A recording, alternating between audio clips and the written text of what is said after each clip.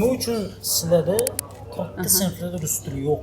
Bizga aynan rus sinflar kerak edi. 7 yil rus sinfida o'qigan farzandimiz bu yoqda o'zbek sinfiga moslashish qiyinchilik tug'dirib qolmaydimi? Yo'q.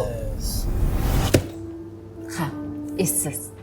Lekin bilasizmi, tadqiqotlar shuni ko'rsatadiki, bola o'z ona tilida ta'lim olganda fanlarni 3 barobar tezroq va osonroq o'zlashtiradi. Lekin bizga bu muhim emas, to'g'rimi? Rus tili sinfi muhim. Azizam, siz elita tilida bilayotgan rus tilini hayot davomida ham o'rgansa bo'ladi. Xavotir olmang.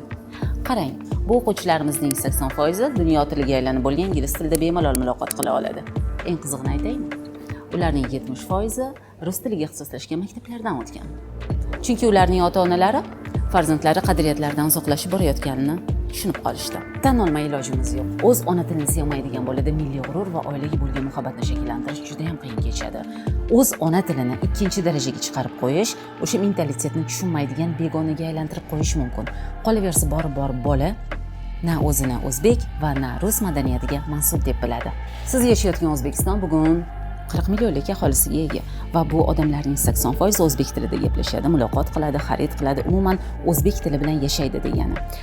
Va mutaxassis, hattoki eng zo'r mutaxassis bo'lsa ham, agar shu millatning tilini, madaniyatini, ichki kodini bilmasa, u bozordan asta-sekin chiqib ketadi. Siz esa farzandingiz uchun hamma narsaga tayyor bo'lsangiz ham, lekin bu tilni davlat tili qilib qo'ya olmaysiz. Rus sinfi yo'q maktabda farzandim qoloq bo'lib qolmasmikan? Qoloq bo'lib qoladi. Bizni ana shunday bitiruvchilarimiz dunyoning eng zo'r universitetlariga 20 million dollardan ortiq grantlarni yutib olishdi. Har yili yuzlab o'quvchilarimiz IELTS, SAT, AP kabi xalqaro reytinglarda yuqori ballarni olishadi. Xalqaro musobaqalarni, sport musobaqalarini aytmasa ham bo'ladi. Naqadar qoloqlik. Bu o'zbek tilida ta'lim beruvchi qadriyatlariga sodiq xususiy maktabning odatiy natijalari. Yana qaytaraman, odatiy natijalari. Natijalarimizga yarasha biz ham saralaymiz.